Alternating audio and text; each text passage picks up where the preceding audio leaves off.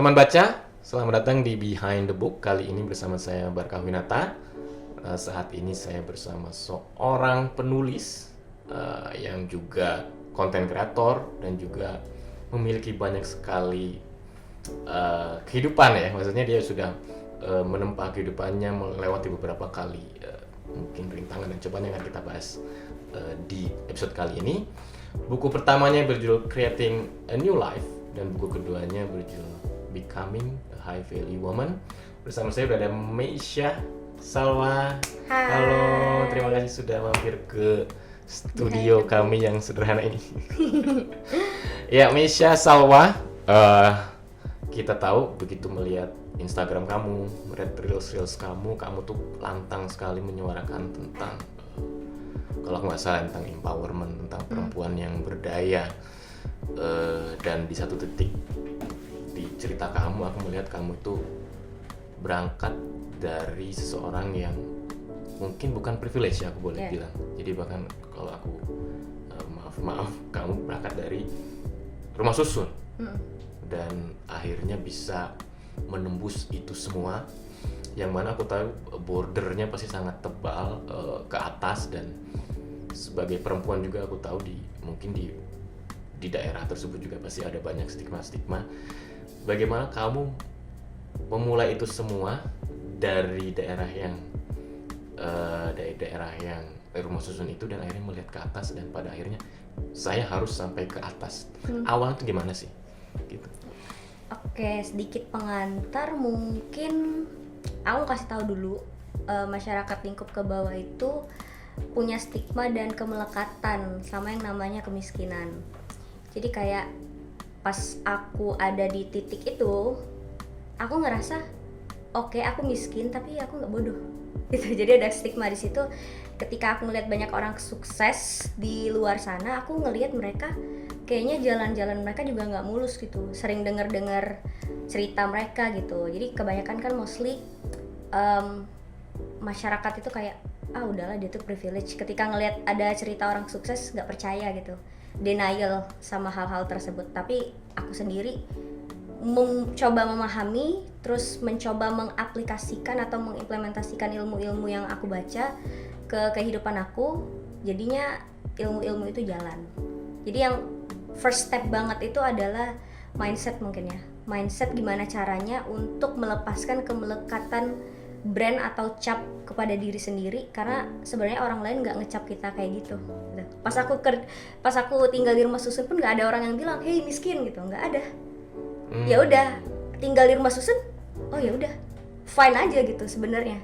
Tapi kan diri kita sendiri kadang yang memberi cap gue miskin ya, gue nggak mampu ya gitu. Jadi ada mindset kemelekatan yang harus dilepas untuk sebelum naik ke step-step selanjutnya.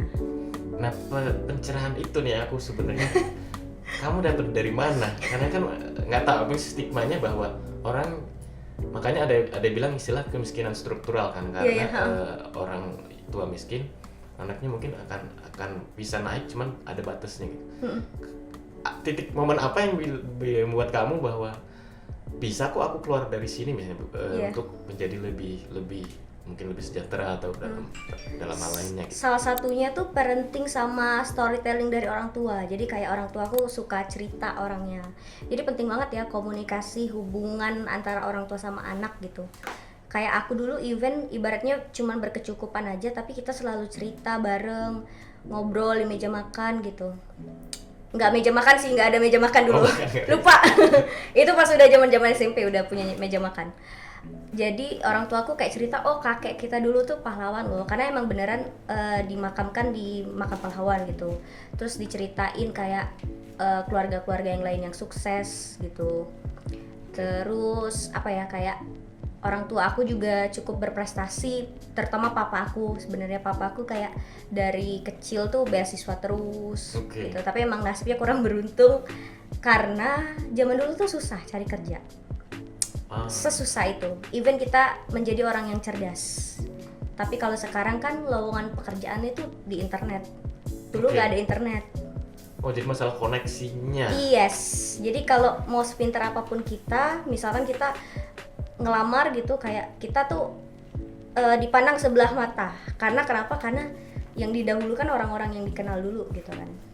Nah tapi kalau sekarang aku rasa enggak, asal kita punya personal branding, contohnya kayak yang lagi marak banget sekarang gitu ya, terus portofolio apa yang kita lakuin, jasa yang kita jual itu bisa kita tawarkan gitu dengan contohnya dokumentasi gitu. Jadi ada sedikit banyak kemudahan lewat akses dan fasilitas gitu. Nah tapi dulu orang tua aku tuh cerdas, aku nganggapnya, karena bisa juara umum di sekolahnya gitu dan prestasinya banyak, tapi ya itu kurang beruntung aja. Jadinya berusaha untuk jadi pengusaha. Makanya orang tua aku pengusaha di bidang furniture, mebel. Saat itu? Enggak, belum dong. Oh belum, berarti setelah itu? Iya, setelah itu. Berarti sebenarnya nilai yang bisa dibilang harta yang dimiliki adalah edukasi, pendidikan. Pendidikan dari orang tua yang punya mental bahwa kita itu sebenarnya mampu. Kita tuh bisa, maksudnya nggak sebatas ini aja. Yang itu mungkin nggak semua orang punya mungkin ya. Dan apa-apa mungkin. Atau karena banyak orang-orang menengah ke bawah itu nggak mau belajar. Karena pertama mungkin ada yang nggak mau diajarin, ketika kayak disuruh dibentak dikit tuh langsung gimana ya ngomongnya, nggak terima lah intinya, denial. Nah padahal aku sendiri pas aku masih di bawah, aku ngerasain banget kayak diremehin orang gitu, dibentak, apalagi pas kerja gitu kan, terutama itu masih juga titik-titik aku terendah, kayak masih kerja, orang-orang tuh emang akan mudah ngeremehin kita gitu. Tapi dengan diremehin itu ya aku diem aja. Jadi kayak ada semacam dinding, aku ngebikin diri aku dinding nih. Ketika ada orang yang ngata-ngatain aku, ngeremehin aku, kayak bentak-bentak, omongan dia itu masuk keluar lagi. Jadi kayak aku memproteksi diri aku sih sebenarnya. Nah, itu yang juga lagi-lagi anomali, karena aku bilang kan beberapa orang yang mungkin dari bawah lah kita bilang sebut, punya punya mental block. Protection ya. Saya tuh kayaknya nggak bakal bisa deh, makanya saya tuh bahkan untuk bergaul sama orang yang mungkin lebih berpunya, mereka udah ada gap duluan. Kamu bahkan udah bisa, bahkan udah ada mental itu mah. Kalau ada orang namanya aku blok aja di dalam, kamu dapatkan itu dari mana? Dari orang tua lagi, atau dari buku yang kamu baca, atau dari? Iya, dari orang tua sih banyak. Mostly. Makanya jadi kalau ada yang ngomongin, udahlah ngapain dipikirin gitu ya. Menarik banget. Dan dari situ kamu mulai bersekolah, ya, sekolah. Kemudian lanjut ke, aku lihat kamu melompat ke SMK. Iya. SMK yang judul jurusannya itu perhotelan. Yang mana sebenarnya kayaknya apakah itu jurusan favorit waktu itu? Dulu enggak sih, dulu teman-teman aku malah ke SMA unggulan. SMA unggulan di daerah tersebut. Tes mereka dan lain sebagainya gitu. Padahal aku nilai yang bagus. Justru aku tuh anak yang ranking 1 terus. Tapi kamu nggak tertarik ke unggulan? Pas sekolah, nggak mau ke unggulan. Kenapa? Karena dulu aku mikirnya kayak bentar lagi Asian Games deh. Aku mikir kayak gitu kan. Jadi aku mempersiapkan 2 tahun, 3 tahun itu untuk diri aku siap masuk ke Asian Games itu. Jadi aku menjurus ke perhotelan biar aku bisa kerja di hotel. Kalau Asian Games itu di pemikiran aku pada saat itu, aku nggak ngerti kenapa. Anak SMP. Nggak ada orang mikir kayak gitu kayak. Visioner ya? Iya. Bahkan melihat kedua tahun ke depan, yang itu Asian Games, yang kalau kelewat bisa jadi gagal semua loh. Iya. Gimana siasatnya waktu itu? Kenapa bisa? Aku nggak tahu orang visioner tuh dapat dari mana sih. Nggak tahu. Akhirnya ngeliat Asian Games. Iya. Kemudian masuk ke perhotelan. Jadi pas banget. Pas sekolah emang aku gencar-gencar banget, rajin, disiplin gitu, membentur-bentur sampai membentuk diri aku jadi orang yang siap kerja, SDM yang bagus gitu. Jadi ya udah sesuai dengan plan A. Jadi plan A aku itu untuk setelah tamat sekolah SMK kerja di hotel, dan jadi aku kerja di hotel. Dan pas banget emang itu Asian Games, terus banyak bule, aku mempraktekkan apa yang aku pelajari. Kayak bahasa Inggris ya, even itu nggak sebaik seharusnya gitu ya, tapi aku pede sih, kayak mempraktekkan itu karena kapan lagi momen itu nggak akan terulang gitu kan. Iya, bahkan jadi nggak hanya semangat tapi juga harus ada strateginya ya sebenarnya. Karena tujuan kamu benar-benar Asian Games, jurusan aku ini, kemudian harus bisa punya posisi saat Asian Games kan. Iya. Kamu dapat apa di Asian Games itu waktu itu? Itu kerja di hotel. Oh, karena dari perhotelannya, Iya. kemudian Kerja di hotel jadi telepon operator, banyak angkat telepon, banyak bule atau apa gitu, pokoknya banyak turis yang datang ke kota Palembang kan pada saat itu. Jadi notabene-nya tuh akan banyak orang asing yang nelpon atau bahkan datang ke hotel langsung. Jadi kayak aku bisa merasakan atmosfer itu dengan cara kerja di hotel. Dari situ baru mulailah kamu merasakan apa istilahnya, menuai. Kamu sudah merasa menuai belum? Iya, lumayan. Oke, jadi dari tujuan kamu hotel itu, Iya, terjadilah kerja di hotel, dapat rezeki yang lumayan lah di situ. Iya, lumayan banget. Mendapatkan rezeki kan berarti juga satu tantangan lagi karena bagaimana Iya. memanage ini semua. Kemudian apakah kadang biasanya kalau orang yang kaget, jadi lewat begitu aja. Oke. Nah itu kamu bahkan aku yakin pasti punya strategi lagi karena kamu bisa ngeliat Asian Games yang 2 tahun ke depan. Setelah itu kamu lihat apa lagi? Nah ini menarik banget. Aku tuh nggak tahu mau menggunakan duit tuh sebagai apa. Oke. Ini lucu. Ya. Jadi ketika ada orang punya banyak duit kan langsung wah gue mau beli semuanya. Nah aku tuh punya mindset, ini mungkin bawaan dari kecil juga ya, dari orang tua juga, kayak ketika aku punya duit justru ketika nggak butuh nggak aku gunakan. Jadi aku lumayan banyak tabungan. Jadi bahkan nggak Nggak terlalu tahu. di-spend banyak lah gitu. Iya, karena aku punya mindset kayak semakin tenang hidup aku tuh ketika aku nggak memiliki apapun di dunia. Contoh nih ya, kayak sekarang, misalkan kita punya duit banyak nih ditaruh di rekening kita tuh ada suatu kekhawatiran apa tiba-tiba duit ini hilang atau gimana gitu. Nah tapi dulu pas aku masa-masa itu aku ngerasain nggak punya apapun di dunia, jadi lebih tenang aja, lebih nggak ada bebannya gitu kan. Nah itu tuh sampai sekarang sebenarnya kebawa. Jadi pada saat aku punya banyak duit dari kerja di hotel, kan lumayan banget itu kerja di hotel, apalagi belum tips bonus dan lain-lain itu banyak banget kan. Jadi di situ aku tabung-tabung aja uangnya. Ketika misalkan aku pengen jajan boba misalnya, ya udah jajan secukupnya aja. Terus juga aku mikir aku tinggal sama orang tua, jadi pengeluaran akomodasi itu nggak ada gitu. Paling memang habis di ongkos di rumahku tuh jauh banget ongkos, oke lah.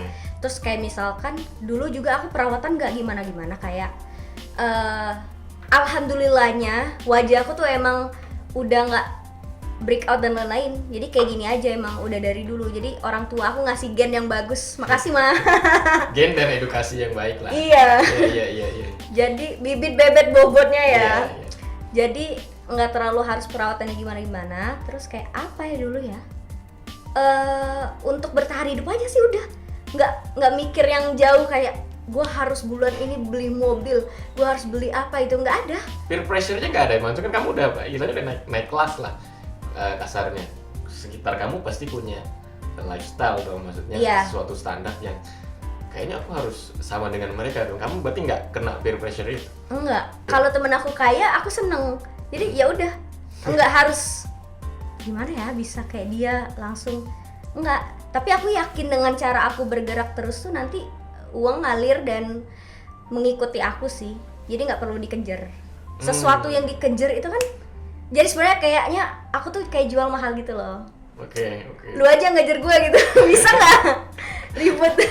Ya bisa gitu, jadi seolah-olah udah gua tuh udah bikin keputusan bagus, ya harusnya sih udah auto ya gitu kalau sombongnya seperti itu. Jadi beberapa keputusan kamu udah kamu plan dengan baik, sehingga kamu bisa menuai pada akhirnya. Iya. Dan terus kemudian setelah hotel itu banyak timeline-nya, berarti kamu nyebar lagi dong. Nyebar lagi, kalau nggak salah menjadi penyiar ya. Penyiar radio, presenter TV di Sumsel. Jadi itu ngelamar semua lo? Ngelamar langsung. Ngelamar. Kalau Asian Games itu tidak ada, bisa jadi itu juga nggak ada. Bisa jadi. Jadi atau ada timeline lain. Iya, yang mungkin kamu nggak pasti punya plan. Punya plan B. Kalau Asian Games itu tidak terjadi. Iya. Oke. Kemudian pada akhirnya saya mau lompat nih dari dari hotel ke tadi penyiar ke penyiar. Bagaimana menyesuaikan lagi, karena kan skillnya beda dong, skill setnya. Apalagi dari perhotelan kemudian bisa ke. Sebenarnya ada cocok loginya. Kalau telepon operator itu kan angkat telepon terus. Apalagi puncak karir aku di hotel itu sebenarnya jadi marketing koordinator. Jadi aku udah terbiasa kayak manage para sales untuk dari segi jadwal mereka. Terus kayak sering meeting sama orang-orang yang menurut aku hebat lah mereka gitu. Sekelas manager, general manager juga GM gitu. Jadi emang udah pertama tuh percaya sama ilmu edukasi pendidikan gitu. Jadi ketika ditempatkan atau diceburkan ke tempat yang pressure banget gitu, harus punya skill dan performa yang bagus saat bekerja. Jadi di situ aku yakin sih, walaupun aku tuh ya sakit hati lah, banyak kayak dimarahin apa segala macam, tapi aku nganggapnya itu sebagai proses belajar. Jadi gelas kosong terus untuk nerima banyak hal. Oke, jadi bahkan nggak ngerasa pintar, ngerasa bodoh terus. Setiap ketemu orang baru berarti menyerap hal yang baru, jadi nggak enggak aja gitu. Kayak misalkan nih ada ibu siapa, oh ya bu, siap bu, ini gimana apa, melayani lah, surfing gitu. Dan itu membentuk mental kamu kalau ketemu orang-orang yang istilahnya high profile ya. Iya. Ada beberapa orang yang ketika karena nggak terbiasa, akhirnya ketemu orang yang high profile merasa bahwa jadi deg-degan lah, jadi mungkin starter atau segala macam. Kalau kamu karena dengan jalur hotel ini membuka banyak koneksi, networking, ya sehingga kamu bisa membuka ke hal lainnya. Iya. Lalu kemudian ke penyiaran. Penyiar ya. Gimana cerita sampai ke penyiaran? Ngelamar Lama banget. Sederhana itu aja ngelamar. Nah, kenapa aku mau jadi penyiar deh sekarang? Apa itu itunya pemantiknya? Dulu gara-gara, oh ini lucu sih. Ini lucu ya. Jadi dulu aku tuh punya pacar. Punya pacar, terus dia gak ada kerjaan. Terus dia tapi aku support sih. Aku support kayak, oh ya udah nggak apa-apa sih, aku aja kerja di hotel, aku bilang gitu kan. Lu juga harus bisa kayak gitu, support lah. Jadi dia mencoba melamar di radio. Nah, pas ngelamar di radio, dia nyuruh juga, lu ikut juga lah, siapa tahu berdua siarannya. Kalau nggak bawa CV? Nggak bawa CV. Nemenin aja. Seperti kisah-kisah artis yang aku tuh nggak pengen jadi artis sebenarnya, aku cuma nemenin doang. Tapi pada akhirnya ke toko kayak fotokopi gitu, ya udah bikin seadanya aja. Tes banyak kayak interview dan lain-lain gitu. Terus setelah itu ternyata aku yang diterima, dia yang nggak diterima. Ya kandas. dia makin terpuruk dong. Jadi tugas kamu adalah bagaimana membuat lagi ngomongin laki-laki kan, egonya kan tinggi kan. Sementara kamu yang diterima. Terus bagaimana mengatasi itu jadi tuh sedikit ada cekcok kayak ya dia nggak terima lah gitu kan. Jadi pada akhirnya aku bilang gini kayak ya udah sih, kayak aku juga nggak bisa mengendalikan hal yang datang kepada hidup aku gitu, mungkin ini juga udah takdirnya. Jadi putus. Terus di situ posisinya kayak kebanyakan laki-laki tuh sakit hati sama aku gara-gara dia ngerasa berkompetisi sama aku. Aku nggak ngerti ya, karena mungkin pertama ambisi aku tinggi, terus aku juga kompeten orangnya gitu. Even secara sehat, tapi ya itu mostly aku putus sama cowok aku gara-gara dia ngerasa tersaingi. Padahal kamu merasa bahwa kalaupun aku lebih dari kamu sebenarnya nggak apa-apa dong? Iya, nggak apa-apa kan? Justru egonya laki-laki yang merasa bahwa kamu kayaknya udah ketinggian deh. Iya. Padahal kamu sebenarnya nggak apa-apa. Dia ngerasa nggak worth sama aku. Padahal kamu merasa nggak apa-apa dong, aku yang seharusnya saling melengkapi nggak sih? Iya, berarti kamu pun merasa bahwa kalau dia nggak masih di situ aja, berarti ada sesuatu yang harus dibenerin. Iya. Harus disupport. Tapi cowok tuh suka nggak nerima ketika dia disupport, dia pengen di atas, cewek tuh di bawah gitu. Padahal kan ketika cewek di atas justru bisa ngebus ketika dia di bawah gitu, ya nggak? Biar jadi dia ngebus juga gitu. Gitu ya. Jadi cowoknya melihat bahwa ceweknya ya, jadi apa ya, role model gue bahwa gue bisa juga naik. Jadi sama-sama naik, walaupun mungkin dia nggak akan nyusul karena kamu nggak mungkin mau disusul dong. Enggak juga sih. Oh nggak apa-apa pun disusul. Iya, nggak juga. Oke, sebenarnya nggak apa-apa. Jadi kalaupun karena aku tipikal orang yang self center gitu. Mau dia nyusul aku cepat atau lambat, aku tetap on track. Jadi dalam artian bukan susul-susulan ya. Yeah. Dalam artian kayak oh ya udah, ketika lo udah di atas tinggi, ketika gue masih di sini, ibaratnya nyusul. Oh ya udah, on track gue di sini. Okay. Gue tetap akan sesuai dengan timeline yang bakal gue lakuin. Jadi bukan tinggi-tinggian tapi kita masing-masing aja. Masing-masing. Ya. Oke. Itu tadi kisah sampai Kayak radio ya, sampai ke relationship ya.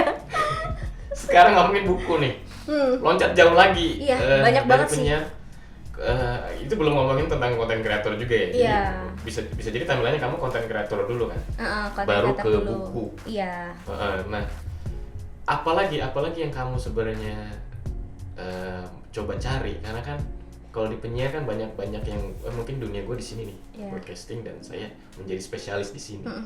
Ini kamu menyebarin lagi ke dunia konten kreator sama buku.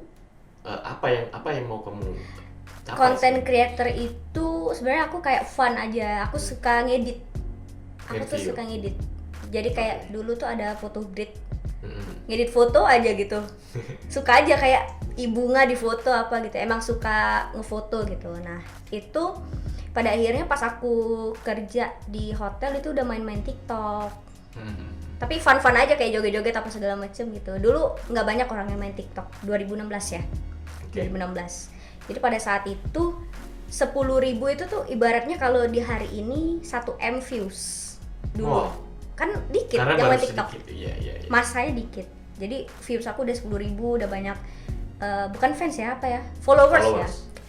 Udah banyak followers, terus kayak aku engage sama followers aku kayak hai guys, ramah aja. Oke.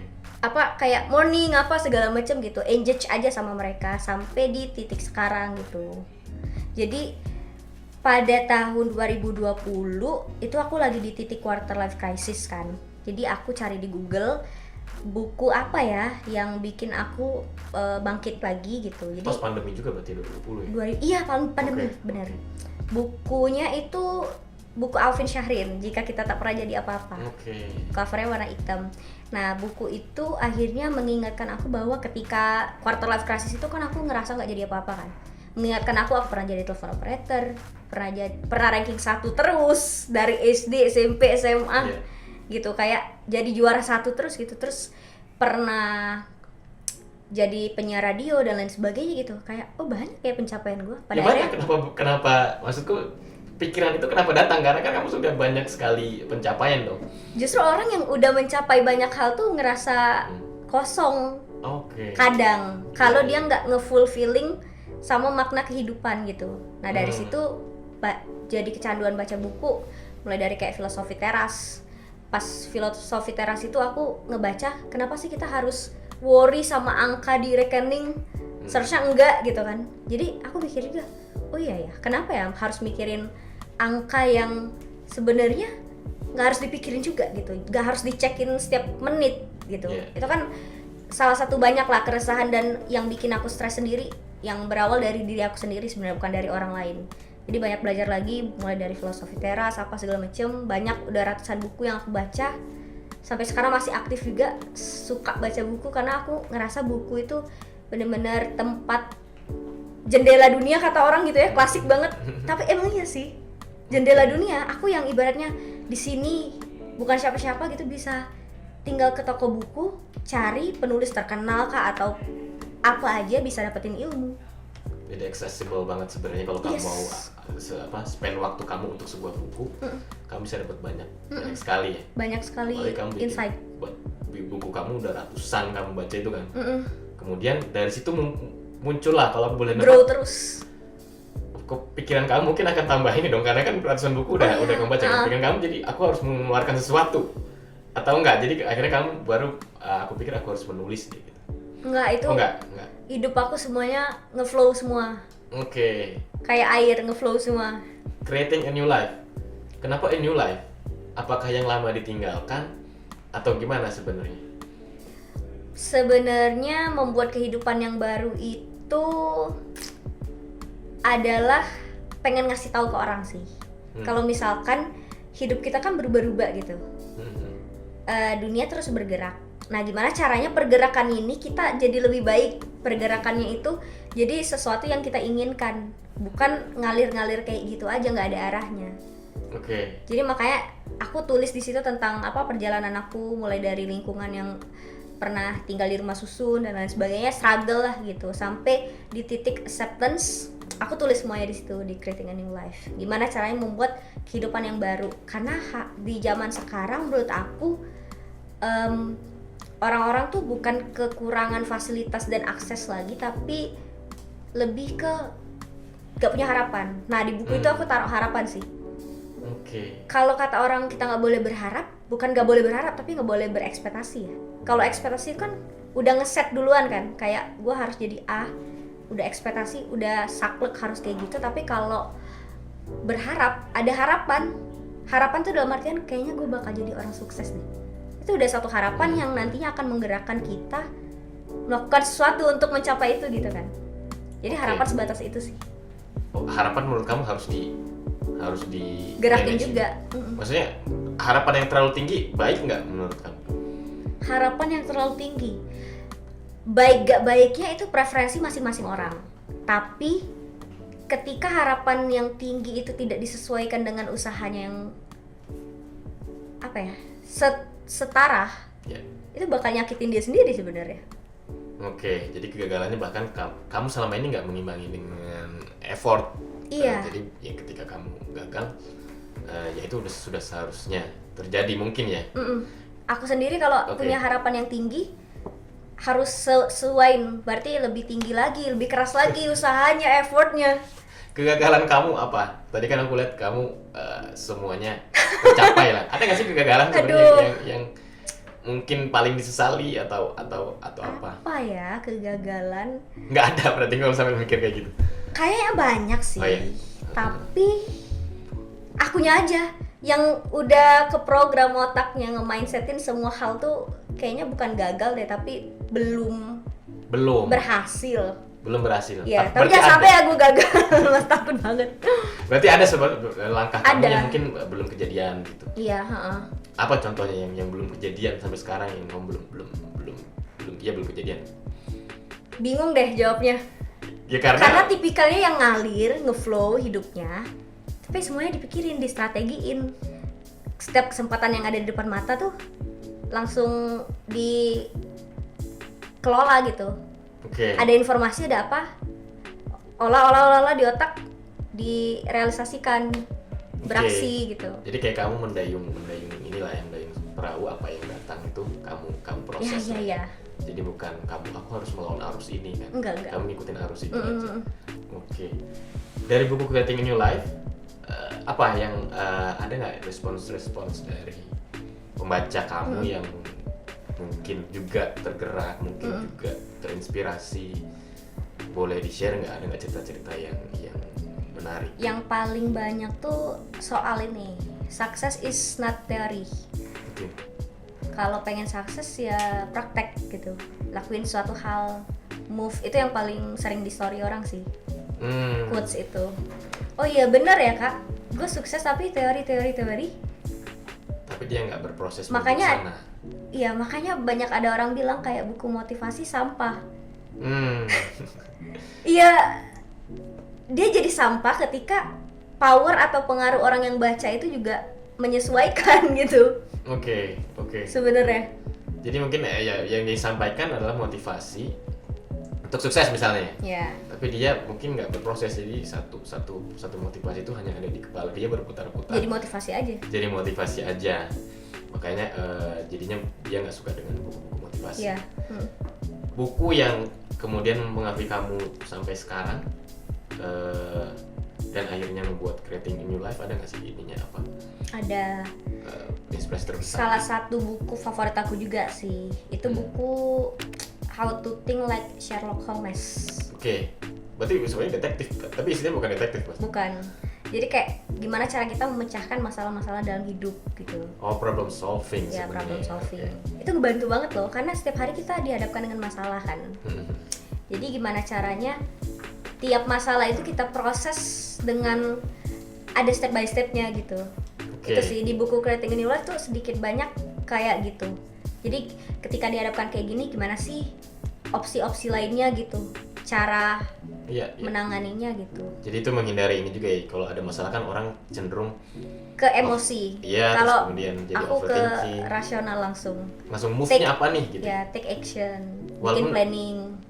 Maksudnya maksudnya seberat misalnya patah hati gitu. Ada dong problem solvingnya sebenarnya. Ada dong, banyak ya. Ada ya, Seharusnya iya. Karena kan itu sesuatu yang apa? Yang abstrak kan. Maksudnya kita kalau masalah kerjaan ada dong step by stepnya. Tapi kalau masalah Mungkin dulu perasaan pas aku patah hati tuh aku kerja. Jadi aku nggak di kamar kan. Hmm. Ada jam 6 pagi yang harus aku lewati. Aku harus mikir lagi siang ini makan apa. Terus pulangnya aku harus mikiri ini Gojek nerima nggak ya gua.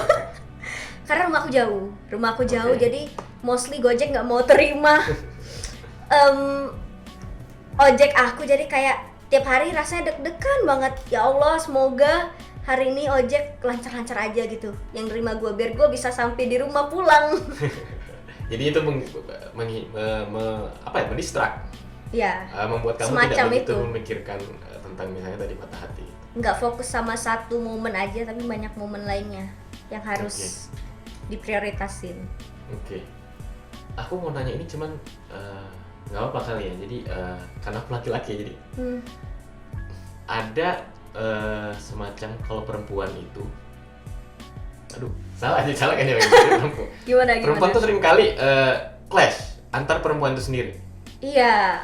Nggak tahu ya. Kalau aku salah Tapi mohon iya. maaf ya. Aku salah mohon maaf. Jadi kayak ada yang mungkin perempuan ini sedang menyuarakan apa, perempuan ini menyerang apa segala macam. Padahal kan sayang, menurutku lebih baik saling mendukung gitu. Nah, kamu punya pengalaman tentang itu dan akhirnya mengatasinya gimana? Kira-kira maksudnya ada suara-suara dari padahal sesama perempuan tapi justru kontra atau justru nyinyir gitu ke kamu gitu.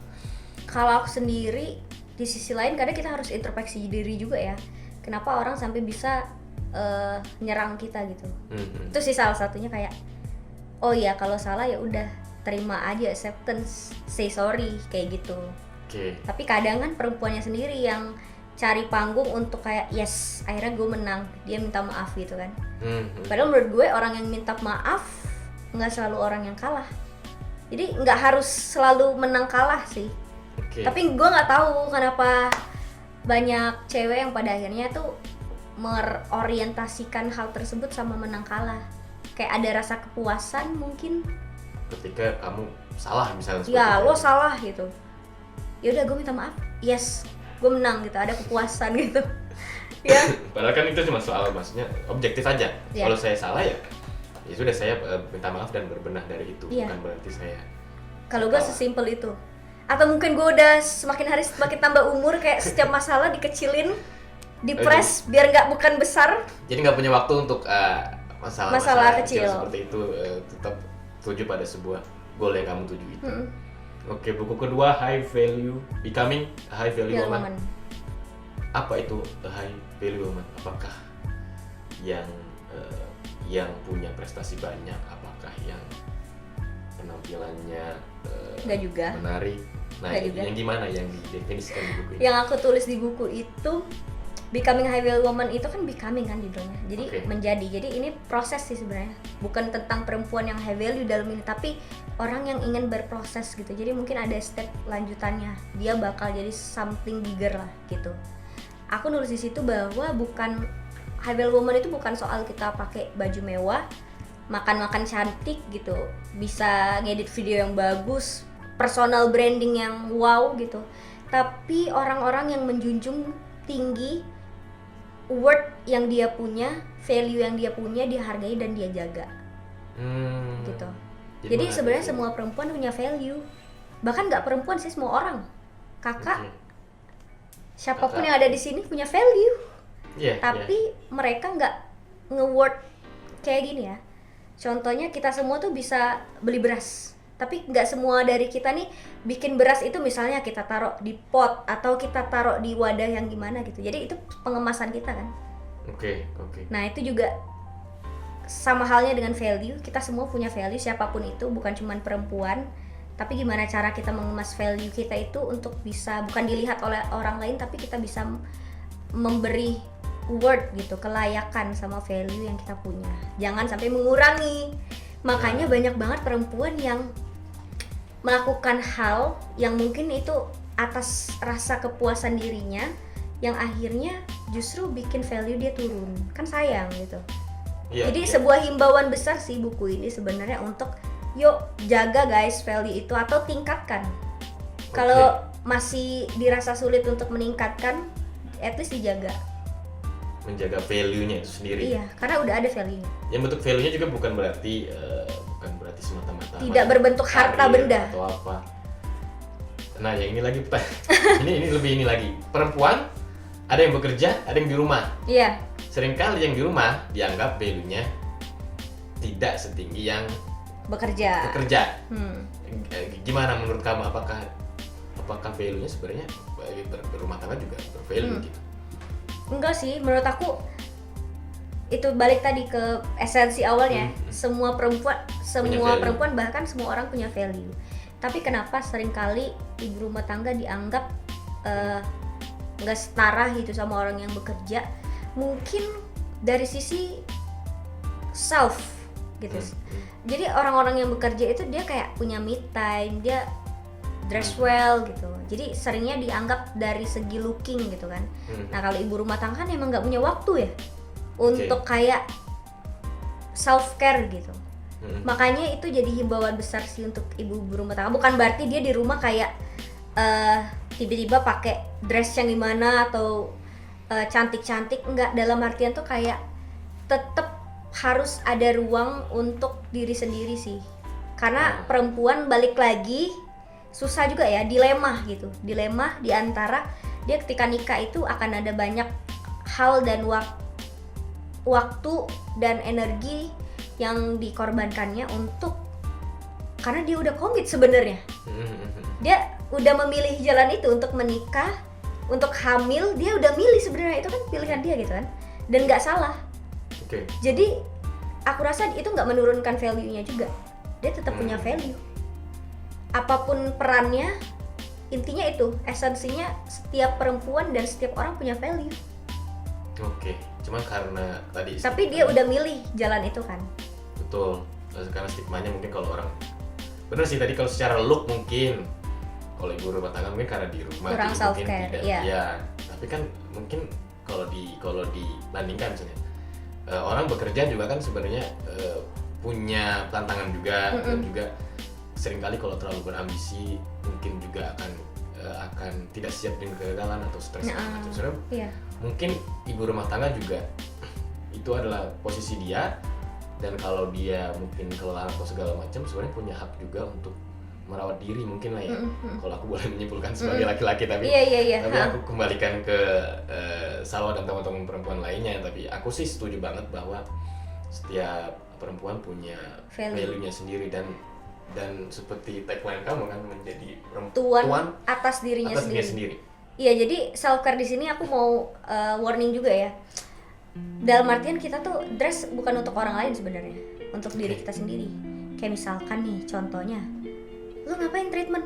Ya gue seneng nih di laser apa, di pijit muka gue, untuk diri gue sendiri gitu kan sebenarnya, bukan alih-alih untuk orang lain.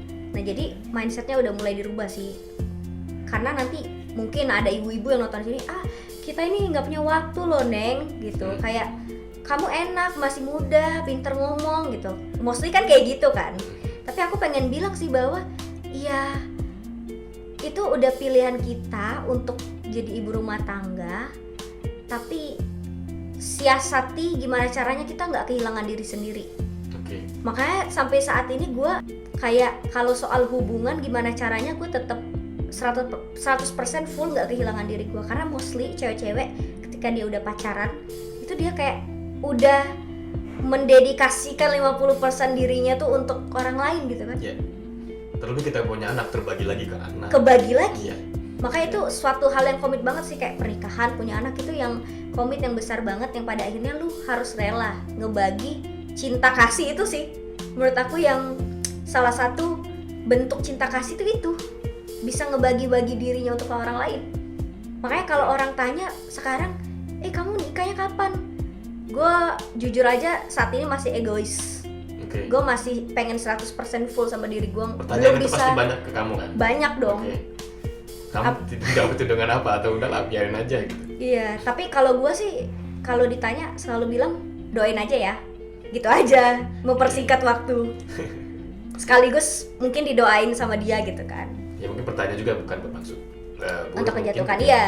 Makanya dijawab sama doain aja. Tapi dibalik hal itu aku bener-bener kayak ngerasa masih egois, masih full sama diri aku 100%. Oke, Belum siap membagi. Atau path itu kamu belum lihat aja ya, maksudnya nanti aja lah, maksudnya mungkin jalan yang kamu tuju belum ke situ. Iya, belum ke situ, belum. Oke, kemudian menarik tadi tentang woman. Woman yang empowerment. di rumah yang di itu cuman jadi PR juga untuk kami laki-laki untuk Bener. memberikan perhatian yang pantas lah untuk Iya, istri, untuk bener. untuk pasangan gitu ya.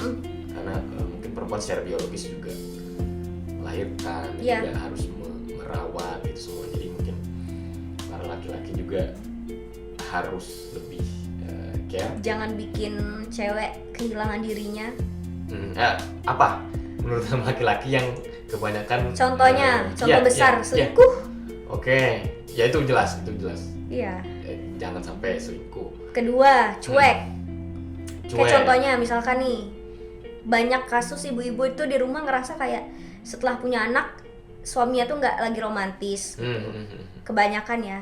Ya, dan suami biasanya berlindung.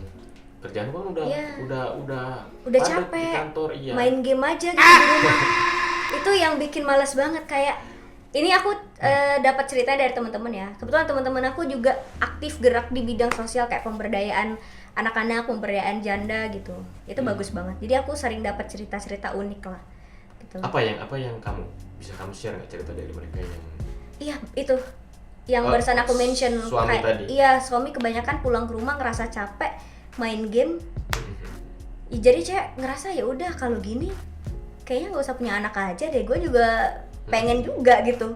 sebenarnya gue juga bisa kerja, dan sebenarnya ini juga kan sebenarnya sebuah bukan pekerjaan ya, sebuah peran betul, sebuah Peran. peran yang mungkin bukan berarti yang kerja lebih ini, cuma karena laki-laki Tim kan jadinya. betul, karena laki-laki merasa bahwa dia menafkahi, jadi seringkali ada relasi kuasa. Superioritas. Betul, ada superioritas yang mungkin sering disalahgunakan. Iya. Ya itu mungkin PR buat kami laki-laki untuk selalu care terhadap Komunikatif dan jadi tim lah, jadi tim. dan selalu menanyakan maksudnya apa yang diperlukan, apa yang mungkin aku kurang. Itu yang mungkin idealnya seperti itu, tapi mudah-mudahan kita bisa praktek dan ya istiqomah lah melakukan itu semua. Semoga gue juga lah. Gitu kita udah dapat banyak banget apa ya, insight lah. Iya. Kamu kan punya satu hari satu insight ya, Iya. Ini insightnya udah banyak nih, berarti ini hari ini udah satu hari 100 insight dari Salwa. Oke, kedepannya goal kamu mau kemana lagi setelah buku ini? Aku tuh kebetulan suka main catur. Catur, oke, random banget. Random. Aku banyak hobi random sih sebenarnya.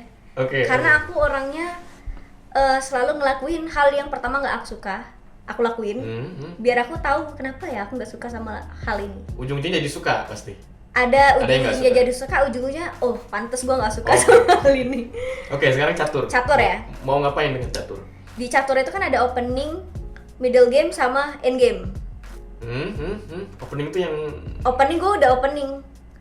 maksudnya levelnya ya? Ya. Oke. Cara mainnya. Gue udah openingnya apa? Gue berangkat dari anak yang tinggal di rumah susun, banyak pekerjaan, banyak pengalaman kerja. Oke, udah. Middle game-nya nih, ini sekarang gue lagi di middle game. Dimana orang-orang nganggep gue kayak, oh udah sukses, udah ini apa segala macam gitu kan. Banyak stigma, banyak pencapaian yang udah ditentuin. Nah, tinggal end game-nya aja nih, tinggal lihat aja ke depannya nanti si Meisha Salwa ini tuh bakal jadi apa. Ditunggu aja. Oh, jadi catur ini tuh nggak literal catur. Jadi catur Iya. ini Sebagai perumpamaan kamu. analogi bahwa sekarang kamu ada di middle game. Yang mana sebenarnya mungkin pijakannya belum setajam, semantap yang di upper. Definisi gua, Iya, semantap oke. definisi gua. Oke, berarti menuju ke Endgame. endgame. Yang apa yang kamu lihat di endgame sekarang? Soal impact sih, soal impact. Jadi kan kalau orang bilang, iya ngejar apa lagi sih? Kayaknya udah semua followers dapat apa segala macam gitu kan. Nah tapi sebenarnya aku sendiri melakukan banyak hal itu atas dasar kasih impact ke banyak orang, dan aku ngerasa hidup aku bermanfaat. Dulu Oke. kita mungkin SD pernah bilang, semoga aku jadi anak yang bermanfaat bagi bangsa dan negara Iya, gitu. Pernah iya. bilang kayak Iya, gitu. iya. Kita Semua orang. pernah, iya. Jadi aku ngerasa itu, dan jadi orang yang bermanfaat menurut aku fulfilling hidup aku. Jadi kebutuhan kayak uang banyak, harta, jabatan itu enggak menjadi indikasi bahwa kita hidup aman dan senang juga. Ada kebutuhan sosial sebagai Oke. makhluk hidup, sebagai manusia. Nah, di sini aku aktifin hal ini gitu. Ketika sudah banyak hal yang aku capai, udah bisa aku rasakan gitu pencapaiannya, aku aktifin sosial ini. Gimana caranya untuk terus kasih impact? Untuk Oke. terus kasih impact ya satu hari satu insight itu udah lumayan ya, banyak yang terbantu gitu. Banyak banget satu harus insight. Gitu sampai bisa, pokoknya aku ngerangkul sama semua orang lah intinya gitu yang mau grow. Aku selalu balesin DM kayak, kak gimana caranya ini, banyak banget yang curhat gitu di DM aku tuh. Kamu balesin itu? Kumpul, iya balesin, Oke. kumpulan orang curhat. Jadi sebenarnya kayak ibaratnya tuh LSM kecil-kecilan. Tapi kamu sendiri atau mau Aku sendiri. mau berlembaga nggak atau gimana? Apa? Untuk menjadi impact ini kamu apa? Nah, itu. Membuatkan gerakan sosial atau gimana? Itu benang merahnya, aku mau ngomongin soal ini impactnya udah besar, tapi gimana caranya lebih besar lagi, itu sih Oke. yang bakal nanti kedepannya pengen aku lakuin. Oke, tadi Mesya udah ngomongin tentang segala hal insight. Aku pengen tanya tentang goal kamu ke depannya. Tadi menyambungnya aja lah, maksudnya kamu udah opening, middle, end game-nya ini apa? Kamu pengen kemana? Endgame sebenarnya udah ada sih, udah ngegambar untuk 5-10 tahun ke depan. Udah punya gambaran, udah mulai sedikit demi sedikit membangun pondasi itu, kayak bikin rumah gitu. Nyicil semennya dulu. Dicicil. Pada intinya sih endgame-nya itu pengen jadi orang yang punya impact besar, bisa bikin perubahan baik tentunya. Terus ya itu sih, dua itu. Oke. Impact besar sama bisa bikin banyak perubahan yang baik. Perubahan yang baik. Dan mungkin pernah nggak sih di benak kamu ingin kembali misalnya melihat ke belakang, mungkin teman-teman yang mungkin belum beruntung, yang terkungkung juga karena keadaan sosial. Apa kamu apakah untuk menembak itu atau gimana maksudnya? Siapa tahu. Intinya lebih ngaktifin sosial. Karena pada intinya kalau kita udah bukan cukup sih, lebih tepatnya kayak udah banyak pencapaian, harus nge-fulfilling hidup kita sama itu, kayak pengabdian gitu ya. Karena ngelihat kakek aku juga pahlawan ya. Dia yang turut berjuang memerdekakan, dulu ikut perang 5 hari 5 malam di Palembang. Dia seorang pahlawan, jadi aku ngerasa kayak ada sedikit banyak darah aku tuh darah nasionalisme yang tinggi di situ. Jadi jiwa patriotnya Jiwa patriot menurun ke kamu Iya. dalam bentuk ya mungkin bukan melawan penjajah atau apa, tapi untuk memberdayakan teman-teman yang mungkin belum beruntung. Iya, jadi lebih ke sosialnya aku bakal aktif di situ. Karena mungkin Berdedikasi aja sama hal itu sebenarnya. ya milestone yang mungkin tentang mungkin pencapaian karir atau dan lain-lain mungkin udah selesai kali atau belum? Jadi sehingga kamu mau ke hal lain. Kalau itu sebenarnya termasuk karir juga, jadi sambil menyelam minum air gitu loh. Tapi ya itu dedikasinya untuk sosial, untuk bermanfaat banyak orang gitu. Oke, itu dia. Jadi Salwa hari ini udah memberikan banyak insight dan juga mudah-mudahan teman baca di sini juga mendapatkan banyak insight. Dan teman-teman di sini kalau ada masukan, kalau ada komentar silakan bertanya, mungkin nanti akan aku teruskan ke Salwa juga kalau ada pertanyaan. Dan kalau mau curhat kamu bisa langsung ke Instagramnya Salwa, itu Meisha Salwa. Meisha Salwa. Dan kamu balesin kan? Kamu Balesin setiap orang DM pasti kamu balesin. Balesin. Jadi jangan sungkan untuk Kapan? ngobrol ke Salwa. Oke, dan sampailah kita pada endgame episode Behind the Book kali ini. Teman-teman yang pengen berkomentar atau pengen bertanya bisa di komentar di YouTube kita di Behind the Book, juga bisa langsung ke Instagramnya Salwa di Meisha Salwa. Salwa akan bales dan dia selalu bahas, bahkan kamu curhat tentang apapun dia bisa merespons.